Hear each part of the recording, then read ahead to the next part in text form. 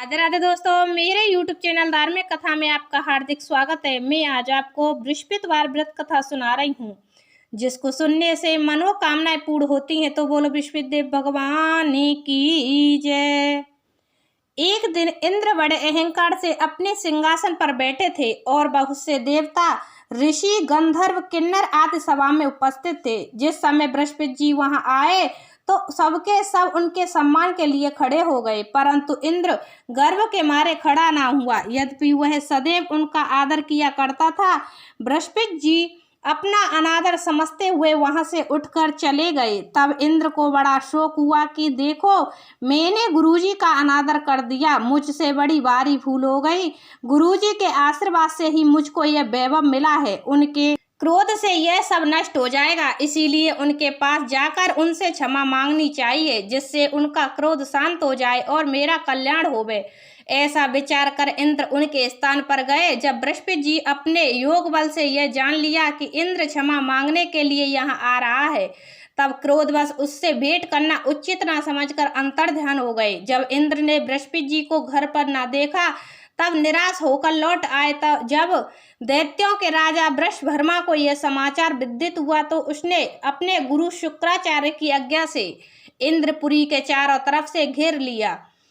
गुरु की कृपा न होने के कारण देवता हारने व मार खाने लगे। तब उन्होंने ब्रह्मा जी को विनय पूर्वक सब वृतांत सुनाया और कहा कि महाराज, दैत्यों से किसी प्रकार बचाइए। तब ब्रह्मा जी कहने लगे कि तुमने बड़ा अपराध किया है, जो गुरुदेव को क्रोधित कर दिया।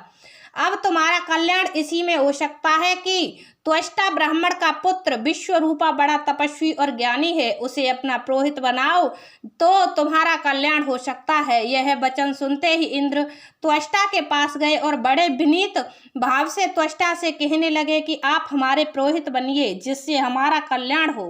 तब त्वष्टा ने उत्तर दिया कि पुरोहित बनने से तपोबल घट जाता है, परंतु तुम बहुत विनती करते हो, इसीलिए मेरा पुत्र विश्वरूपा पुरोहित बनकर तुम्हारी रक्षा करेगा।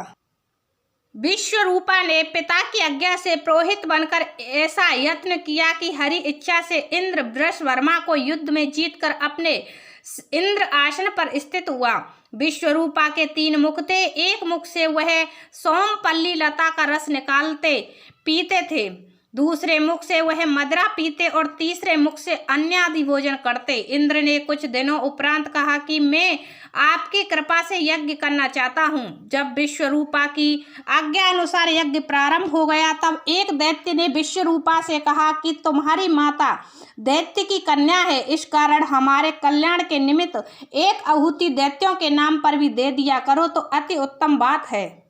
विश्वरूपा उस दैत्य का कहा मानकर आहुति देते समय दैत्य नाम भी धीरे से लेने लगा। इसी कारण यज्ञ करने से देवताओं का तेज नहीं बढ़ा।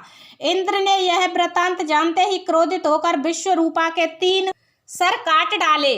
मदपान करने से भबरा, सोमपल्ली पीने से कबूतर और अन्य खाने से मुख से तीतर बन गया। विश्वरूपा के मरते ही इंद्र का रूप ब्रह्म हत्या के प्रभाव से बदल गया। देवताओं के 1 वर्ष पश्चाताप करने पर भी ब्रह्म हत्या का वह पाप ना छूटा, तो सब देवताओं के प्रार्थना करने पर ब्रह्मा जी बृहस्पति जी के सहित वहां आए। उस ब्रह्म हत्या के 4 भाग किए, उनमें से 1 भाग पृथ्वी को दिया। इसी कारण कहीं कहीं धरती ऊंची नीची और बीज बोने के लायक भी नहीं होती। साथ ही ब्रह्मा जी ने यह वरदान दिया, जहां पृथ्वी में गड्ढा होगा, कुछ समय पाकर स्वयं भर जाएगा। दूसरा वृक्षों को दिया, जिससे उनमें से गोंद बनकर बहता है। इस कारण गूगल के अतिरिक्त सब गोंद अशुद्ध समझे जाते हैं। वृक्षों को यह वरदान दिया कि ऊपर से सूख जाने पर जड़ फिर फूट जाती है। तीसरा भाग स्त्रियों को दिया, इसी कारण स्त्रियां हर महीने रजस्वाला होकर पहले दिन चांडालनी, दूसरे दिन ब्रह्मघातिनी, तीसरे दिन धोबिन के समान रहकर चौथे दिन शुद्ध होती हैं और संतान प्राप्ति का उनको वरदान दिया।